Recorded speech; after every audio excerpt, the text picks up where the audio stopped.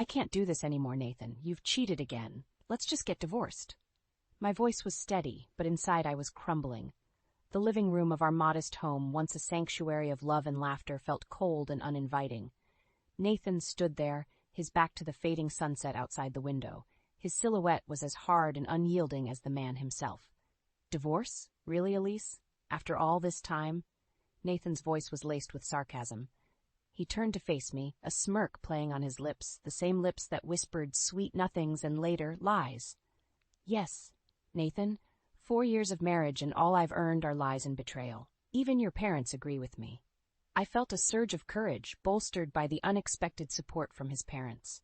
I saw their disapproving glances at their son, their sympathetic looks towards me. Nathan's face hardened. My parents? Ha! What do they know about our marriage? They know enough. My words were a whisper, but they sliced through the tension in the room. Nathan's smirk vanished, replaced by a sneer. Fine, Elise, you want a divorce? You'll get it. But remember, you're leaving with nothing. No alimony, no child support. You can take my parents and those brats with you. His words stung, but I stood my ground.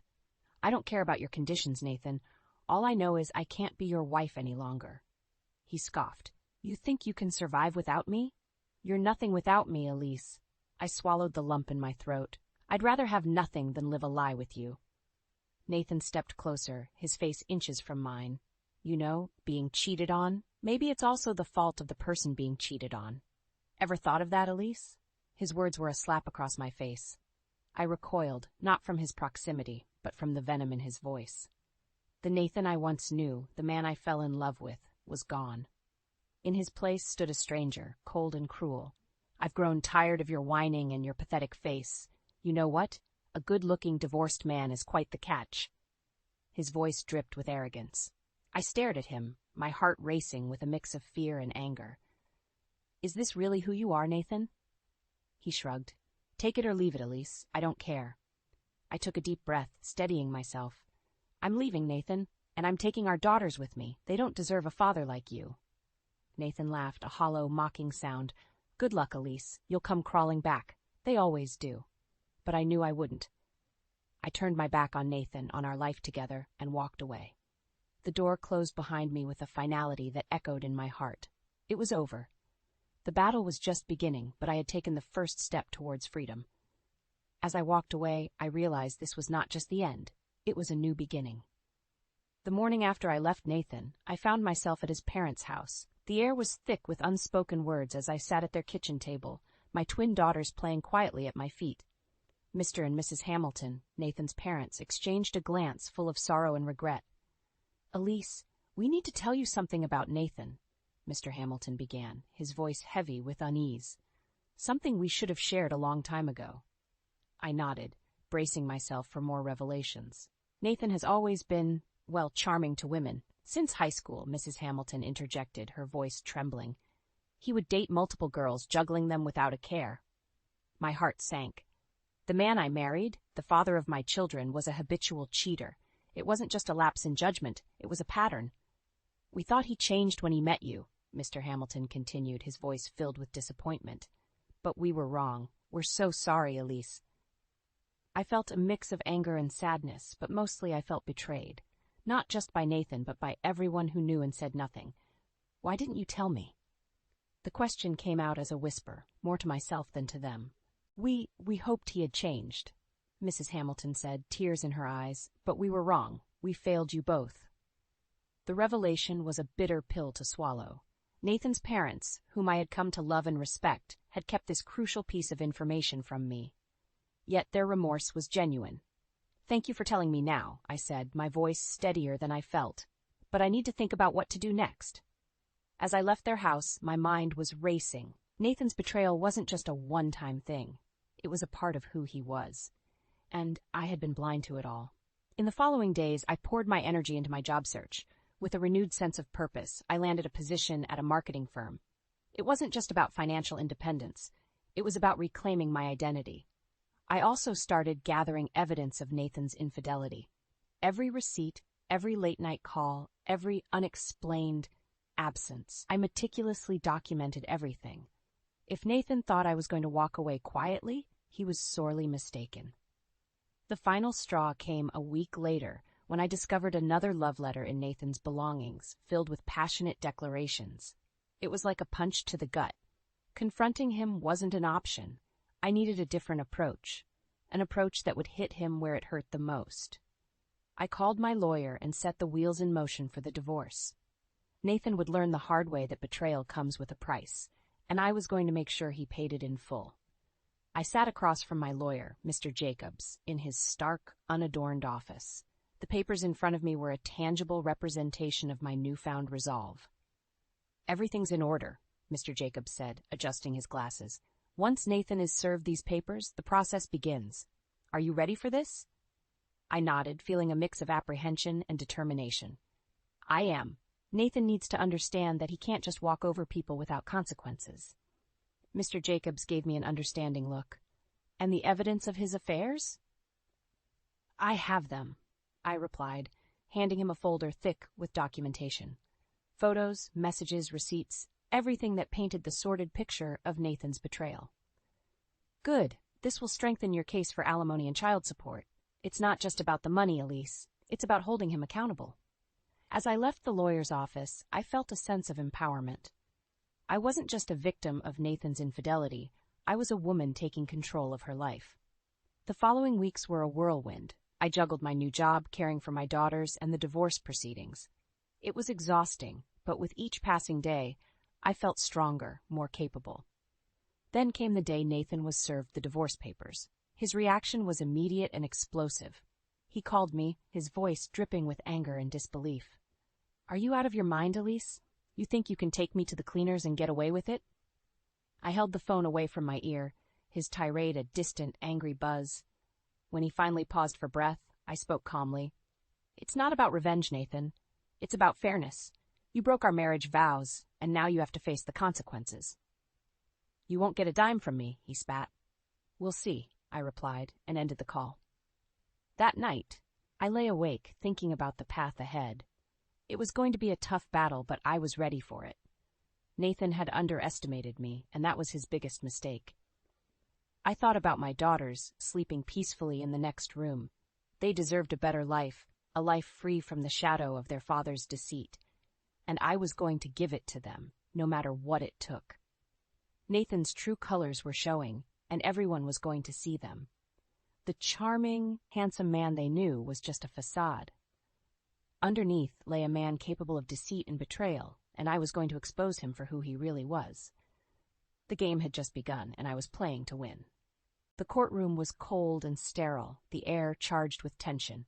I sat rigidly, my lawyer beside me as we waited for the judge to enter. Across the room, Nathan sat with his lawyer, his expression one of smug confidence. As the judge entered and proceedings began, I felt a knot in my stomach. This was it, the moment of truth. "Nathan Taylor, the evidence presented by your wife indicates a pattern of infidelity and financial irresponsibility," the judge began, his voice stern. "How do you respond to these allegations?" Nathan stood, his posture relaxed, almost dismissive. "Your Honor, my wife is exaggerating. Sure, I might have had a few indiscretions, but who hasn't? She's blowing this whole thing out of proportion." His cavalier attitude infuriated me. He still didn't grasp the severity of his actions. "Mr. Taylor, this is a court of law, not a social club. I advise you to take these proceedings seriously," the judge warned. As the hearing progressed, Nathan's facade began to crumble. Each piece of evidence my lawyer presented seemed to hit him like a physical blow. Photos, messages, bank statements, the truth laid bare for all to see. When it was my turn to speak, I stood, my hands trembling slightly. "Your Honor, I entered this marriage believing in love and trust. What I got instead was deception and heartache. Nathan's actions have not only broken our family, but have also set a poor example for our children." Nathan rolled his eyes, a gesture that didn't go unnoticed by the judge. The impact of his actions goes beyond just emotional pain. Financially, I was left in a vulnerable position, having to start from scratch while caring for our daughters. "I seek fair compensation, not out of spite, but out of necessity," I concluded, my voice steady. The judge nodded, making notes. "Thank you, Mrs. Taylor. Your statement has been noted." As the hearing ended, Nathan approached me, his expression a mix of anger and disbelief. "You're going to regret this, Elise. You've made an enemy out of me." I met his gaze squarely. "No, Nathan, you did that all by yourself." Leaving the courtroom, I felt a sense of closure. This was more than just a legal battle. It was a fight for my dignity and the future of my children. Nathan had shown his true colors, and now he would face the consequences. The drama was far from over, but I had taken a significant step in reclaiming my life, and I was ready for whatever came next. The divorce settlement was more than just a legal victory. It was a moral one. Nathan had been ordered to pay a substantial amount in alimony and child support, a decision that left him seething. A few days after the ruling, I received a call from Nathan. His voice was a mix of anger and desperation. "You think you've won, Elise? You think you can just take my money and run? You've ruined me." His words were meant to intimidate me, but I felt an inner strength that hadn't been there before. "This isn't about winning or losing, Nathan. It's about taking responsibility. You made your choices, and now you're facing the consequences. You'll pay for this. I'll make sure of it," he threatened. "Threats won't change anything, Nathan. It's time for you to start facing reality," I replied before ending the call. In the weeks that followed, Nathan tried various tactics to evade his financial obligations. But with the law on my side and a determined lawyer, we countered each attempt. Meanwhile, word of Nathan's actions and the divorce began to spread. His reputation, once that of a charming and successful businessman, was now tarnished. He faced scrutiny and judgment from those he once considered friends and colleagues. As I rebuilt my life, I couldn't help but feel a sense of satisfaction. Nathan was finally experiencing the fallout of his actions. His once carefree life was now filled with the repercussions of his choices. But it wasn't just about Nathan's downfall. This was also about my rise from the ashes of a broken marriage. I was building a new life for myself and my daughters, a life free from lies and betrayal. One evening, as I put my daughters to bed, my younger daughter looked up at me with her big, innocent eyes. "Mommy, are you happy now?" Her question caught me off guard, but then I smiled. "Yes, sweetheart, I am. We're going to be just fine." As I kissed them good night, I felt a sense of peace. The storm had passed, and in its wake, it had left a newfound strength and resilience in me. Nathan's downfall was a harsh reminder of the price of deceit, but it was also a testament to the power of standing up for oneself. I had fought for justice, not just for me, but for my children as well. The chapter of Nathan was closed, but a new chapter was beginning for us, one filled with hope and the promise of a brighter future. The world outside my window seemed brighter, the air fresher. It had been 6 months since the divorce was finalized, and life had taken on a new rhythm. My daughters were thriving, happy and adjusted, and I had found fulfillment in my job and newfound independence. One afternoon, as I sat in my office, my phone buzzed. It was a call from Nathan. Hesitant, I answered. "Elise, you've destroyed my life." Nathan's voice was frantic, a stark contrast to his once cool demeanor. I sighed. "Nathan, you did that yourself. I just stopped accepting it." "I lost my job because of the scandal, Elise. Because of you." His voice cracked with desperation. "That was the result of your actions, Nathan, not mine," I replied firmly. "You think you're better off without me? You think you've won?" His words were laced with bitterness. "I didn't do this to win, Nathan. I did it to survive, to protect our children. This isn't a game. It's life, and it's time you took responsibility for yours." There was silence on the other end, and then he hung up. I stared at the phone for a moment, reflecting on how far I had come. In the months following the divorce, rumors of Nathan's behavior had circulated. His charming facade had crumbled, revealing the man beneath. He had lost his job, his reputation, and much of his social circle. The consequences of his actions were catching up to him. But for me, life was moving in a positive direction. I had reconnected with old friends, made new ones, and my relationship with my daughters had never been stronger. We had created a new family unit, one built on love, trust, and respect. As I left work that day, I thought about the journey I had been on, from the pain and betrayal to the fight for justice and the rebuilding of my life. It had been a difficult path, but one that led to growth and empowerment. Nathan's downfall was a harsh lesson in accountability. For me, it was a reminder that no matter how dark things seem, there is always a path to light. I picked up my daughters from school, their laughter and chatter filling the car, As we drove home, I realized that this was what true happiness felt like. It wasn't just about overcoming Nathan, it was about rediscovering myself and building a better future for my family. The road ahead was uncertain, but I faced it with a sense of hope and optimism. The chapter of Nathan was closed, but our story was just beginning. A story of resilience, strength, and the unbreakable bond of a mother and her children.